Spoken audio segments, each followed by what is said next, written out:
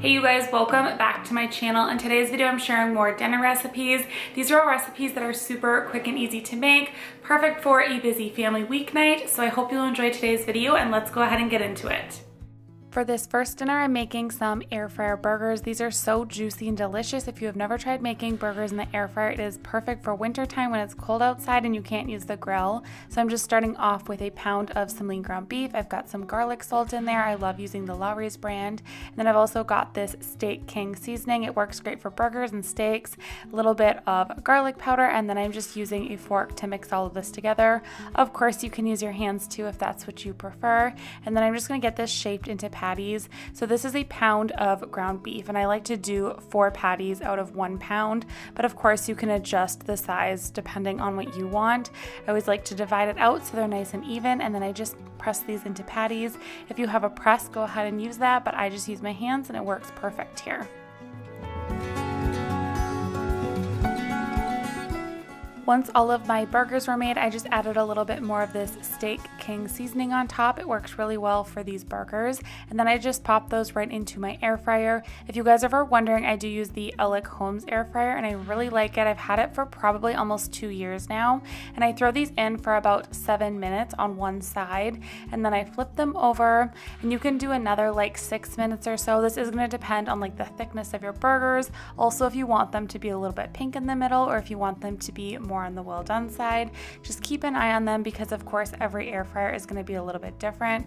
I like to add just a little bit of seasoning on, pop them back in for a few minutes, and then top them with all of our favorite burger fixings.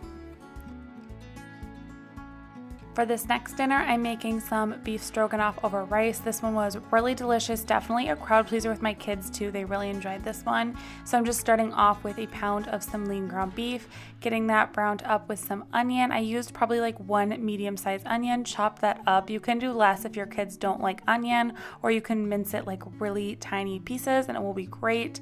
I also did do a little bit of salt and pepper on there just to season up my meat a little bit, and then I'm just browning all of this together. After all my meat was browned, I'm just adding in about a tablespoon of minced garlic and 1 can of mushrooms, and then I'm just gonna cook this for a couple more minutes just until that garlic gets really nice and fragrant. And now it is time to season this up. So I've got a teaspoon of salt, half a teaspoon of black pepper, along with 1 tablespoon of Worcestershire sauce. Get that dumped in there, and then it's time to add in the beef broth. So you're gonna want about 2 cups of beef broth. I did decide to use a bone broth just because I already had it on hand. Mix that in there and then just let it simmer until it is very lightly boiling. Once it has reached that point, you're gonna add in some cream cheese. I just eyeballed this, but I probably added in 1/3 to 1/2 cup of cream cheese. Make sure that it is softened a little bit so it doesn't curdle, and then you're just going to add in a little bit of dill. Stir all of this together till all that cream cheese is really like melted and incorporated. Once all of that cream cheese was melted in, it was time to add in my cornstarch slurry. So make sure the cream cheese is all fully melted before you do this, but this is just 2 tablespoons of cold water with 1 tablespoon of cornstarch. Mix it together, throw it in there, and let it cook for about 5 minutes on low, and you are left with a really delicious beef stroganoff. Just serve it over rice with a side of vegetables and you are good to go. For dinner on this next night, I made a sausage pasta. This is one of those dinners that I like to make with whatever I have kind of left over in my fridge. I had some ground pork to use, so I've got a pound of that, and then I'm adding in some onion. Again, this is probably like 1 medium-sized onion. I had some peppers that were starting to get a little bit soft, so this was probably the equivalent of like 1 sweet bell pepper, and I'm just browning all of this together. Once it was browned, I added in some minced garlic. You guys know I always like to keep mine in the freezer. I chop it up, throw it in there. This works super well. I have this recipe over on my Instagram, so if you want to see that, go follow me there, check that recipe out. And then I'm adding in about 1/4 of marinara sauce. This was homemade, so I used about 1/4 total. I had a little bit of pizza sauce and then almost a full quart jar. And then I'm just seasoning this really heavily with like Italian seasoning, oregano, basil, salt and pepper. You can add in a little bit of sugar in there to cut some of the acidity, but I will say this does depend on like the type of marinara sauce you are using, so just keep that in mind how much seasoning you're going to want to add. So sorry I don't have exact measurements here, but all of this is really just to taste. I just let this simmer for probably like 20 to 30 minutes, let the flavors develop, and then I just served this over some pasta with some Parmesan cheese, and it was really delicious. For this next dinner, I'm actually making a bacon egg bake, and this is one of my kids' favorites. And yes, I know it's technically a breakfast recipe, but we do breakfast for dinner a lot in our house, and my kids always love it. So there is no shame in doing breakfast for dinner. I'm actually just starting off with cutting up some bacon. I think this is about 3/4 pound of bacon. It's just what I had left over my fridge to use up. I always like to use my kitchen shears. Chop it up that way, it's so much easier in my opinion. And then I like to get my bacon really nice and crispy for this recipe. These are some hash browns that I recently grabbed at Costco. They are actually dehydrated hash browns, so I'm just adding in some water to rehydrate them, and then I let it sit for like 12 minutes while I was getting everything else ready. You can also use frozen hash browns for this recipe, so just keep that in mind. Use whatever you already have on hand and it will be great, but you're gonna want a couple cups of hash browns. And then here is that really nice and crispy bacon. I'm just pulling that out and letting all of that excess fat drain off. For this recipe, I usually will use about 12 to 15 eggs, just depending on the size of the eggs. We most of the time get them from a local farmer, so sometimes they're bigger, sometimes they're smaller. That's just how it goes, but aim for right around 12 to 15 eggs. I like to give those a quick whisk before adding in the milk. I just find that they mix better. I add about 3/4 cup of milk, half a teaspoon of garlic powder, half a teaspoon of garlic salt, half a teaspoon of black pepper, and whisk all of that together.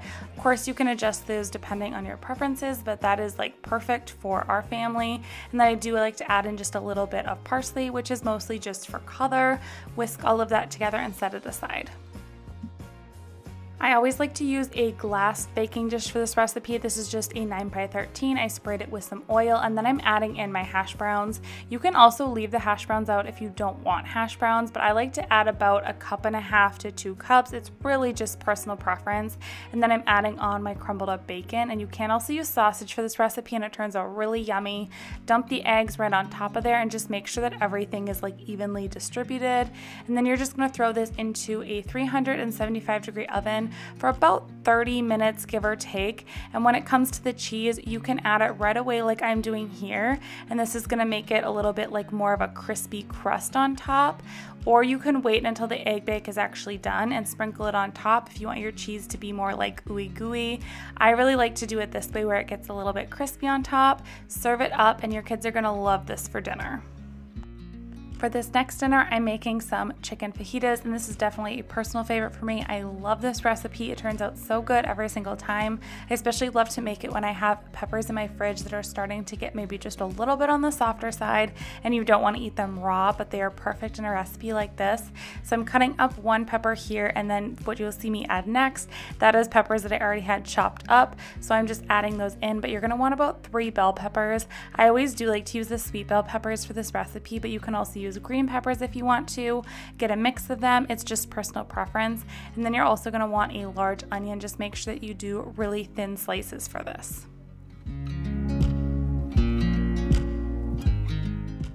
When it comes to the chicken, I sometimes will do 2 chicken breasts and then sometimes I do 3. It just depends on how much chicken I want that night. Sometimes I like my fajitas to be a little bit more meaty and sometimes I want them to be more vegetables. So it kind of just depends what I do here, but you're gonna want like 2 to 3 chicken breasts. Get those sliced up.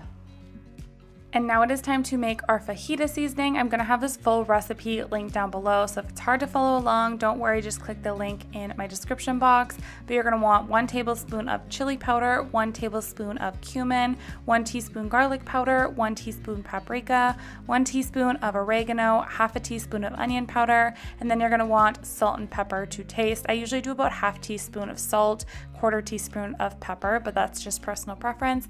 Mix all of this together and it's gonna go right on top of your chicken, and it's not overly spicy in my opinion. I just dump my chicken in here with my peppers and onions, drizzle all of that with a couple tablespoons of olive oil, and then you're gonna take that seasoning mixture and toss it on everything.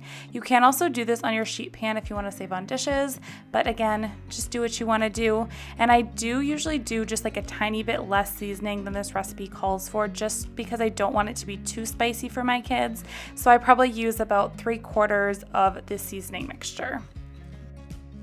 I love using these silicone baking mats that I got off of Amazon. It really helps with sticking. And then I'm just dumping all of the fajitas on there, spreading them out in a thin layer. You are gonna want a large sheet pan for this meal.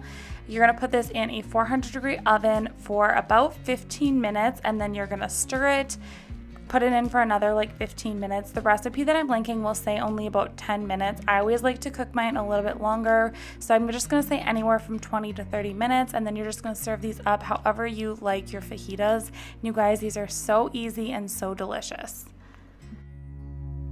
Alright you guys, that is going to wrap up today's video. I really hope that you enjoyed it. If you did, don't forget to give it a thumbs up. Hit the subscribe button if you want to see more recipes just like this. And I will catch you all in my next video. Thanks so much for watching. Bye.